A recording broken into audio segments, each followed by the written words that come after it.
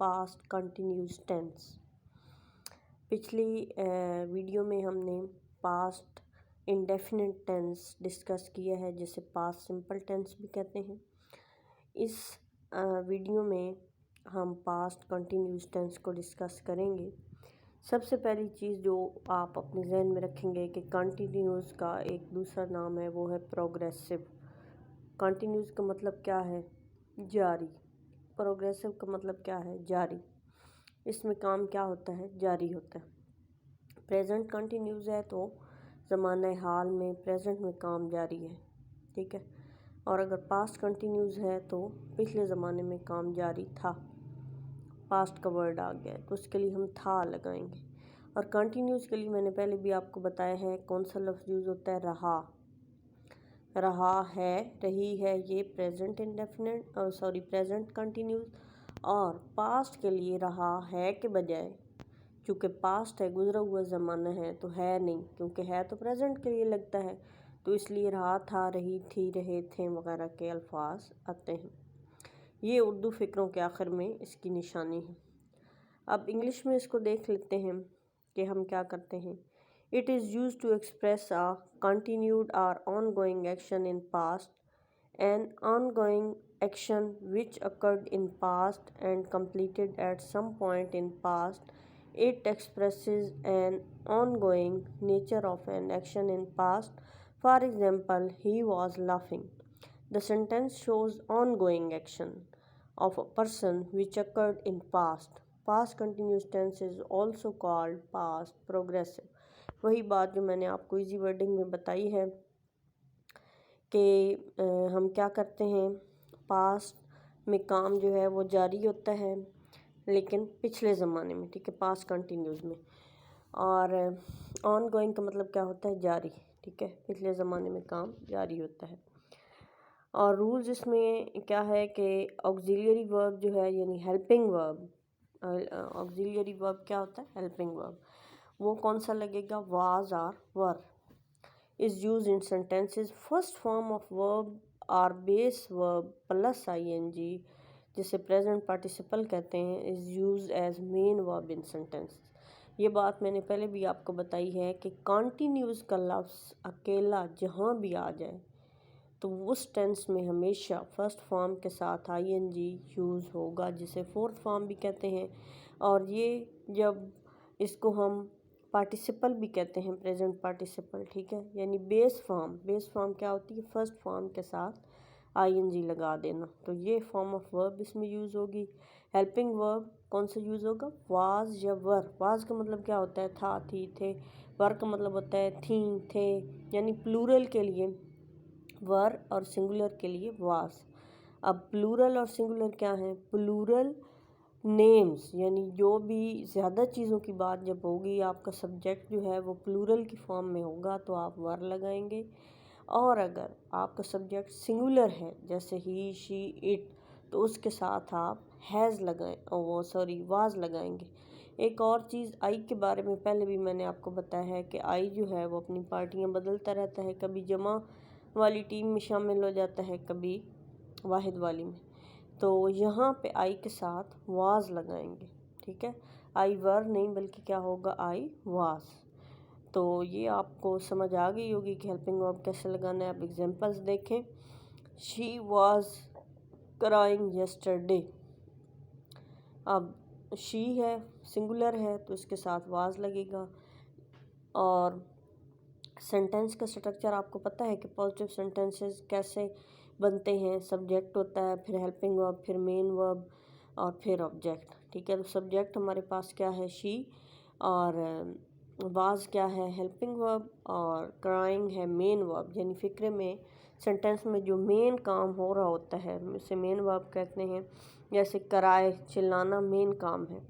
Yesterday वो आगे object, जो कोई भी चीज़ जो उसके अलावा होती है वो उसको हम मेंशन करते हैं। She was crying yesterday. They were climbing on a hill. Negative sentences अब आप देखें क्या होगा। नेगेटिव में आपको पता है कि हम हेल्पिंग वर्ब के बाद नॉट लगा देते हैं। कोई भी किसी भी टेंस का नेगेटिव फिक्रा हो, नेगेटिव सेंटेंस हो, तो वो कैसे बनेगा कि आप सब्जेक्ट लिखेंगे, اس کے بعد اس ٹینس میں آنے والا ہیلپنگ ورب لکھیں گے اور پھر ناٹ لگائیں گے. ہمیشہ یہی ترتیب ہوتی ہے. سبجیکٹ پلس ہیلپنگ ورب are آکسیلری verb plus not plus main verb plus object. ٹھیک ہے. Role for using auxiliary verb after subject are same as mention above. Rules وہی رہتے ہیں. شی واز، اب واز کیا ہے؟ ہیلپنگ ورب ہے، آکسیلری ورب ہے، تو اس کے بعد ناٹ لگائیں گے، پھر مین ورب کرائنگ ہے، پھر آگے جو چیز رہ جائے گی وہ آ جائے گی. Yesterday, she was not crying yesterday, وہ کل نہیں چلا رہی تھی. دے ور ناٹ کلائمبنگ آن اے ہل، وہ پہاڑی پر نہیں چڑھ رہے تھے. انٹراگیٹیو سینٹنسز میں کیا ہوگا آپ کو جیسے پتہ ہے کہ تھوڑی سی ترتیب بدل جائے گی کہ ہیلپنگ ورب شروع میں آ جائے گا اور سبجیکٹ بعد میں آ جائے گا. آکسیلری ورب helping verb plus subject plus main verb plus object, یعنی واز ورڈ اسٹارٹ میں، پھر سبجیکٹ، پھر first form of verb plus I N G, پھر object. The interrogative sentences start with the auxiliary verb, یعنی ہیلپنگ ورب سے شروع ہوتے ہیں. If the subject is he she it اور آئی سنگولر، یعنی آئی یا کوئی سنگل نام ہو تو پھر کیا ہوگا؟ پراپر ناؤن ہوگا. دین the sentence start with auxiliary ورب واز. کو خاص نام بھی ہوگا تو وہ واز سے پھر ہم شروع کریں گے. If subject is you we they, یعنی جمع کی بات ہوگی اور plural, then the sentence start with auxiliary verb were.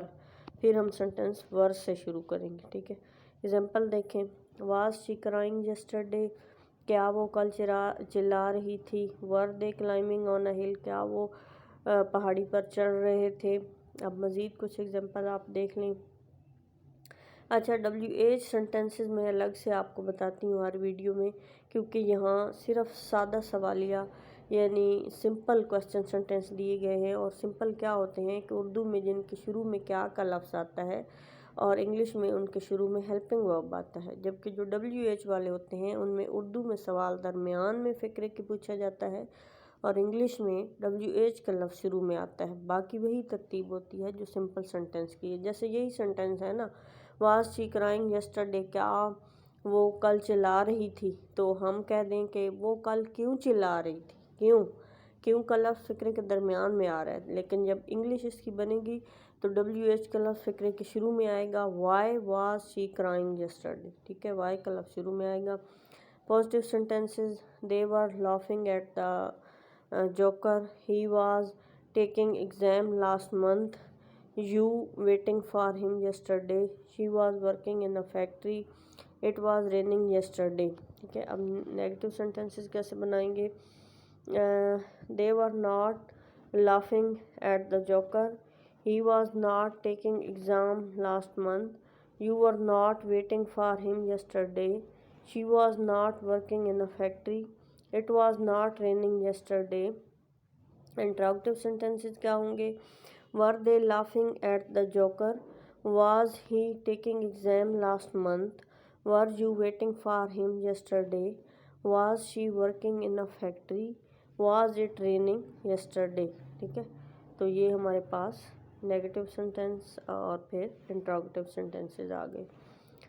Next ہمارا جو ٹینس ہے وہ ہے پاسٹ پرفیکٹ ٹینس.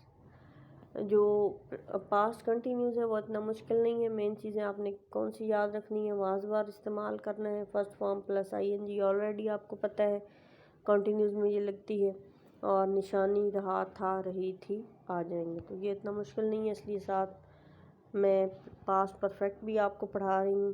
جیسا کہ نام سے ظاہر ہے پاسٹ پرفیکٹ ٹینس کو اردو میں کیا کہیں گے؟ جیسے پریزنٹ کنٹینیوز کو زمانہ ماضی جاری اور اسے زمانہ ماضی مکمل کہیں گے.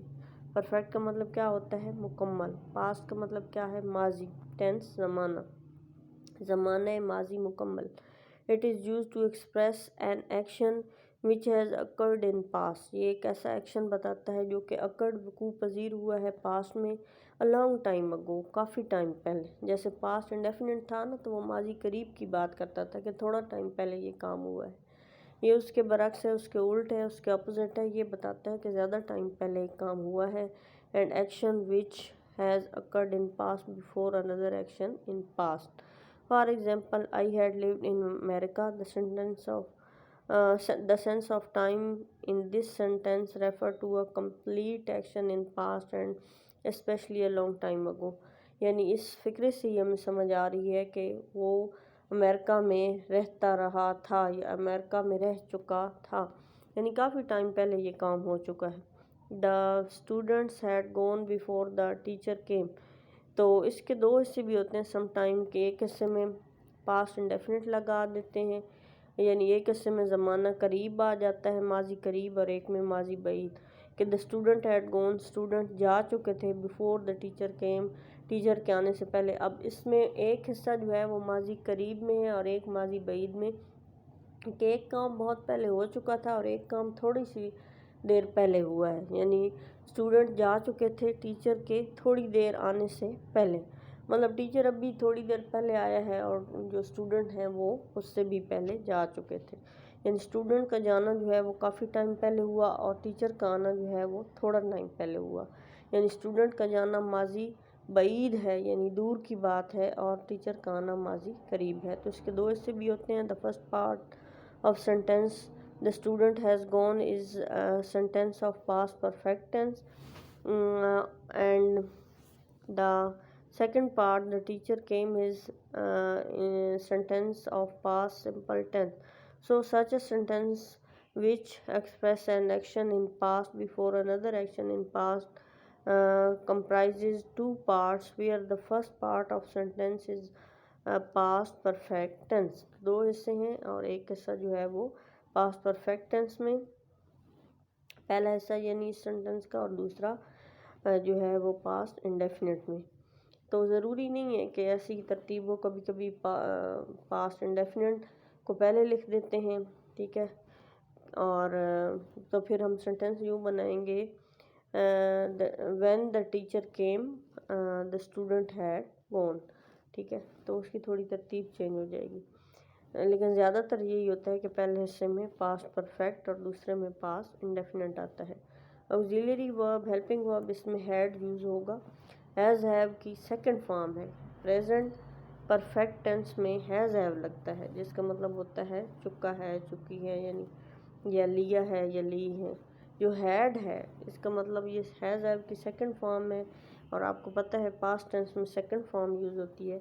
तो ये चूँकि पास्ट परफेक्ट टेंस है इसलिए इसमें हैड यूज़ होगा, और हैड सिंगुलर और प्लूरल दोनों के लिए यूज़ होगा. इसमें आपको ये याद रखने की ज़रूरत नहीं है कि किसके साथ हैड लगेगा, सिंगुलर के साथ या प्लूरल के साथ, दोनों के साथ यही लगेगा. अब स्ट्रक्चर ऑफ सेंटेंस देखें. सब्जेक्ट, फिर हेल्पिंग वर्ब, फिर मेन वर्ब और फिर ऑब्जेक्ट. एग्जांपल देखें. He had taken the exam last year. A thief had stolen my watch. इसमें थर्ड फॉर्म लगती है, ये मैंने पहले भी बताया था.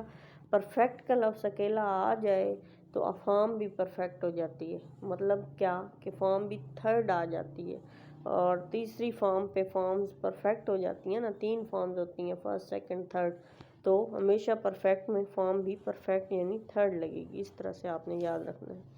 सेंटेंस देखें. He had not taken the exam last year. ये नेगेटिव सेंटेंस है. जैसा कि आपको पता है कि हेल्पिंग वर्ब के बाद हम नॉट लगा देते हैं नेगेटिव सेंटेंसेस में. A thief had not stolen my watch. Interrogative sentence. Auxiliary verb plus subject plus main verb, past participle plus subject, had plus subject plus third form of verb, और past participle plus object. Interrogative sentence start with auxiliary verb had. यानी interrogative sentences में क्या होगा कि auxiliary verb had जो है वो शुरू में आ जाएगा. Had he taken the exam last year. Had a thief stolen my watch. अब मज़ीद कुछ इसकी एग्जांपल आप देख लें. WH वाला सेंटेंस होगा ना, तो उसमें फिर इसी तरह से आपने करना है. WH वाला लफ्ज़ शुरू में आ जाएगा और उर्दू में सवाल दरमियान में पूछा जाएगा. जैसे है ना कि क्या चोर ने मेरी घड़ी चुरा ली थी, ठीक है, या चोर मेरी घड़ी चुरा चुका था. तो अब चोर कब मेरी घड़ी चुरा चुका था, तो when had a thief stolen my watch. कब का लफ्ज़ जो है ना वो दरमियान में आ गया, सवाल पूछा जा रहा है. तो इंग्लिश में जो है वो इस सेंटेंस के شروع میں WH کا لفظ آ جائے گا when. باقی ترتیب یہی ہے when had a thief stolen my watch. کچھ مزید ایگزامپلز ہیں وہ دیکھ لیں. Positive sentences they had visited a doctor, he had slept, I had finished my work last year, it had rained heavily last month, the film had started before we reached cinema. Negative sentences کیا ہیں؟ they had not visited a doctor, he had not slept, I had not finished my work last year, it had not rained heavily last month, the film had not started before we reached cinema. Interrogative sentences ہیں had they visited a doctor, had he slept, had I finished my work last year, had it rained heavily last month, had the film started before we reached cinema. تو امید ہے یہ tennis آپ کو سمجھ آ گیا ہوگا.